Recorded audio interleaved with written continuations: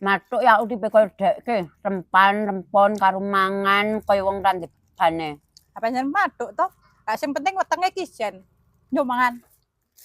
Ra apa-apa dhek-dhek ki ra ndek dhuwit. Sing penting lak rukun to. Udah paling penak kok ngene iki ya, nongkrong-nongkrong karo mangan. Nek peyang tambah siji Mbak Yatun karo utang.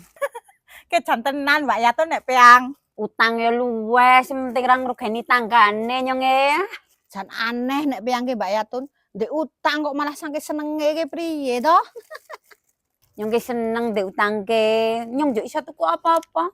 Timbang koyo Siti ke, duite akeh, bojone ra namah. Ya ora bahagia ta nek kok ngono ke? Apa ke ngomong ae nyong? Meni duite akeh, meni ora bahagia. Ayo. Ayo, malah ngece karo nyong samangke. Jebul kono angke nang burine nyong cok ngomong ae. Hoo ti anane Mbak Yatun ke Mbak Dino ngomongake peang. Hoo ti kepel mau ngomong ae peyang tak dilaki ra ngandel. Malah le jawab mino, he hayo. Lu kok malah do fitnah karo nyong. Lambene mbok do ditoto. Jo dindel ti ke do gawe.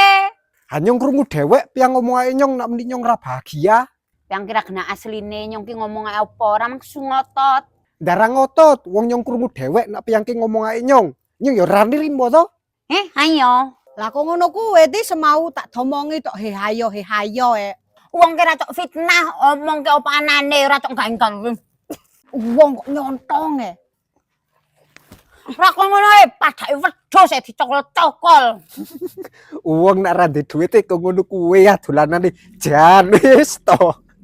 Ra kok ngono ki ti ramang guyu, sregep nek ana wong nelongsoke. Kuwe karma, salahe piang ngomongake nyong. Nyasus tak wehi duit. Nyake gon Siska piang mau ra ngomongake nyong. Yuhu.